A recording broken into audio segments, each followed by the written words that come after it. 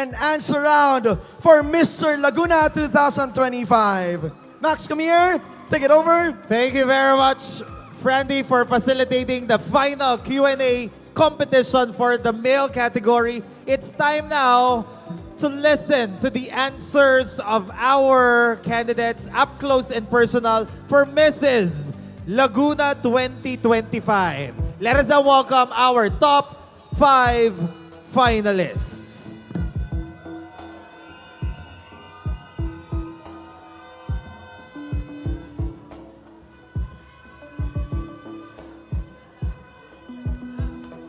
May we have now the final question for the girls.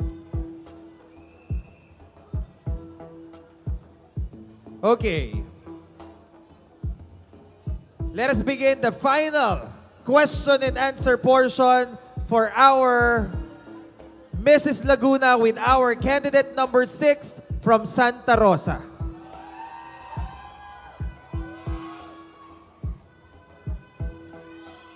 How are you feeling? Nervous, but happy. I made it to the top 5. Okay. Mrs. Laguna, this is your final question. What is the most important life lesson that you've learned and would want to impart to your children? In Tagalog, ano ang pinaka-importanting aral ang natutunan mo sa buhay na nanaisin mong ipabahagi sa iyong mga anak? Good evening. The most important life lessons in my life is to believe in God. Last year, I had cancer. But look at me now, standing in front of you.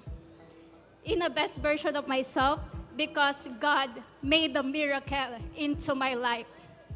And as a mother, I always reminding myself to do great things to my family and to the community of Laguna. Ito po ang pinakamakabuhulugang responsibilidad ng isang ina. Katumbas ito ng pagmamahal ng isang ina sa kanyang pamilya na sasakupan at sa lalawigan ng Laguna.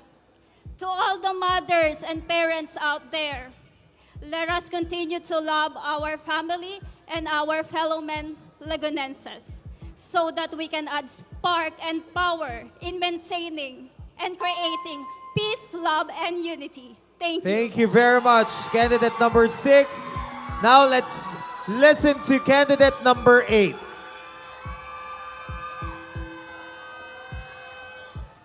Candidate number 8, this is your final question. What is the most important life lesson that you've learned and would want to impart to your children? Ano ang pinaka-importanting aral ang natutunan mo sa buhay na nanaisin mong maipabahagi sa iyong mga anak? Good evening, ladies and gentlemen. My child, Primo, is diagnosed with autism.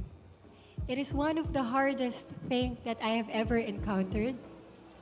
But the most important lesson in this difficulty is that I learned to never lose faith in God. Because Primo, as 5 years old, he's slowly catching up with his development. Through therapies and through my diligence in teaching him, he now knows how to read. He now knows how to multiply. And that is what I will teach my children, to never lose faith in God. And together with your hard work and faith, I know whatever struggles that you may face, Primo and Ali, you can face it. Thank you. Thank you very much, candidate number 8. Now let's go to our candidate number 12.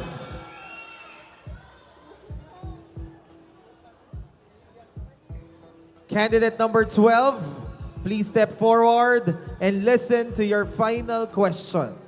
What is the most important life lesson that you've learned and would want to impart to your children? Ano ang pinaka-importanting aral ang natutunan mo sa buhay na nanaisin mong maipabahagi sa iyong mga anak? The most important lesson that I have learned and want to impart to my children is that always listen to your parents and be careful with every decisions, because As we all know, mothers as well as our fathers knows best. They never go wrong. And they always want the best for us. After all, the prayers of our parents is the most powerful thing in our childhood and our whole being, and also their unconditional love that they have given all throughout the years. Thank you. Thank you very much, candidate number 12. Now, let's go to our candidate number 14 from San Pablo. Our judges are now scratching their heads. It's really a tough decision for them to choose the winner. So candidate number 18, this is your, candidate number 14, this is your final question. What's the most important life lesson that you've learned and would want to impart to your children? Ano ang pinaka-importanting aral ang natutunan mo sa buhay na nanaisin mong maipabahagi sa iyong mga anak? Ang aking katangian po na aking natutunan sa aking mga magulang ay ang pagkakaroon ng pananampalataya. At ang katangian na ito ay nais kong ituro sa aking mga anak. Dahil sa pamamagitan ng pananampalataya, ako ay naging isang ina na mapagmahal, ina na may takot sa Diyos, at ina na mapag-aruga. Yun lamang po at maraming salamat. Thank you very much, candidate number 14. Now, let's go to our final delegate from Calauan. Candidate number 18. Candidate number 18, this is your final question. What is the most important life lesson that you've learned and would want to impart to your children? Ano ang pinaka-importanting aral ang natutunan mo sa buhay na nanaisin mong maipabahagi sa iyong mga anak? First of all, I would like to share to every one of you that I am a single mom. At pinalaki rin po ako na isang single mom. So ang pinakamahalaga at pinaka-importanting natutunan ko sa buhay ko, sa age ko na to na 35, ay wala kang, hindi hadlang ang iyong edad na tumayo sa iyong sariling paa. At ito ang ituturo ko sa aking anak na ang babae ay kayang tumayo din sa sarili niyang paa at maging father figure kahit isang single mom. At dahil doon, lalaki siya na matatag at may takot din sa Diyos dahil alam niya na ang kanyang lakas ay hindi nagsisimula sa kanyang sarili, bagkus ito ay nagsisimula sa Diyos. Ito po ang aking natutunan sa lahat ng pagsubok na aking pinagdaanan bilang single mom. Ang maging matatag at maging malakas. That's all. Thank you. Thank you very much, candidate number 18. There you have it, ladies and gentlemen, our top 5 finalists for Mrs. Laguna 2025. I think they deserve another resounding applause, everyone. At this point, I would like to greet Myla Hayag de Castro and Hayag family from your house. Thank you very much for watching.